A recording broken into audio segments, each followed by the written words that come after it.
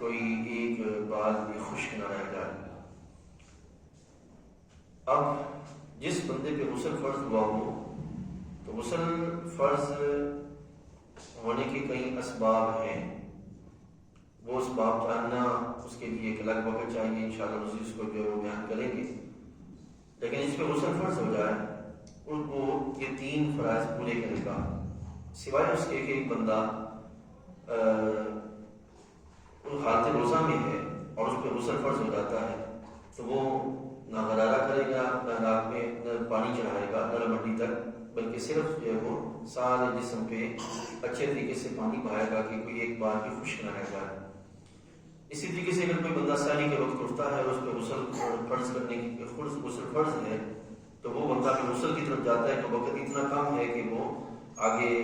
نہیں پڑھ سکتا، نماز سحری نہیں کر سکتا، تو اس کے لیے یہ ہے کہ وہ کلی کر لے اور کلی کر کے پھر وہ سحری کا اہتمام کر لے، اور اس کے بعد پھر جو ہے وہ اپنا سارے جسم پر پانی بہانے کا جو سلسلہ ہے صحیح طریقے سے کہ اس پہ کوئی ایک بال بھی خشک نہ رہے، وہ جا کر جو وہ اگر کرتا ہے تو اس طریقے سے وہ نماز پڑھ سکتا ہے۔ پھر یہ ہے کہ جو غسل کرنے میں سب سے پہلے وہ جو جس جگہ پر نجاست لگی ہے وہ نجاست دھوئے گا، اور پہلے ہاتھ دھوئے اچھے طریقے سے، پھر نجاست جو ہے وہ دھوئے، نجاست والی جگہ دھوئے۔ اگر وہ کپڑے جو اس نے پہنے ہوئے ہیں اس پر بھی نجاست لگی ہے اور اس کے سوا اس کے پاس کوئی دوسرا کپڑا نہیں ہے تو وہ نجاست والی جگہ کو اچھے طریقے سے دھو کر جو شرع نے بیان کیا ہے اس کے مطابق دھو کر اگر نماز کو ہی پہن کے پڑھ لیتا ہے تو اس کی نماز ہو جائے گی۔ اب غسل کرنے کا طریقہ یہ ہے کہ پہلے استنجا کریں، اچھے طریقے سے ہاتھ دھونے کے بعد نجاست والی جگہ کو صاف کریں،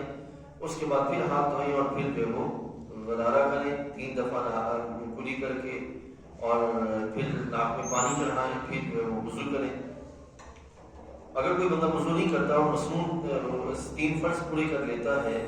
تو بھی اس کا غسل ہو جائے گا، لیکن یہ مسنون عمل ہے کہ اگر بندہ اس طرح کرے اور اس کے بعد پھر جو ہے وہ دائیں طرف پانی بہائے 3 دفعہ، بائیں طرف، اور پھر جو ہے وہ سر پر پانی بہائے،